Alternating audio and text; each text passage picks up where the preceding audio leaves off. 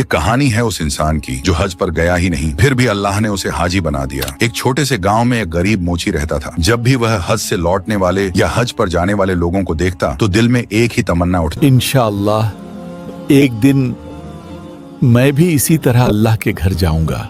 वह दिन रात मेहनत करता, लोगों की टूटी हुई चप्पलें सीता, पुराने जूते ठीक करता, जो थोड़ा बहुत कमाता उसमें से कुछ घर के खर्च में लगाता और कुछ पैसे चुपचाप बचा कर रख लेता। सालों की कड़ी मेहनत, सब्र और दुआओं के बाद आखिरकार वह दिन भी आ गया जब उसके पास हज पर जाने लायक पैसे जमा हो चुके थे। मोची खुशी से रो पड़ा। उसने अल्लाह का शुक्र अदा किया और हाजियों के काफिले के साथ हज के सफर पर निकल पड़ा। रास्ते में एक जगह काफिला आराम के लिए रुका। मोची जरूरत के लिए पास के जंगल की तरफ गया। वहीं उसने एक ऐसा मंजर देखा जिसने उसके दिल को झकझोर कर रख दिया। एक पर्दानशीन औरत एक मरे हुए जानवर का गोश्त काट कर ले जा रही थी। मोची हैरान हो गया। वह सोचने लगा, ये औरत ऐसा क्यों कर रही है? वह चुपचाप उसके पीछे पीछे चला। औरत एक टूटे फूटे घर में दाखिल हुई। मोची खिड़की से झांक कर अंदर देखने लगा। जो उसने देखा उसकी आंखें भर आईं। वह औरत उसी गोश्त को पकाकर अपने भूखे बच्चों को खिलाने की कोशिश कर रही थी। मोची ने आवाज दी, ऐ बहन, ये क्या कर रही हो? दरवाजा खोलो। औरत दरवाजा खोलते ही रो पड़ी। कहने लगी, मैं एक सैयद जादी हूँ, मेरे बच्चे कई दिनों से भूखे हैं, मेरे पास कोई रास्ता नहीं बचा था। मोची की आंखों से आंसू बहने लगे। उसने कहा, ये हराम गोश्त फेंक दो,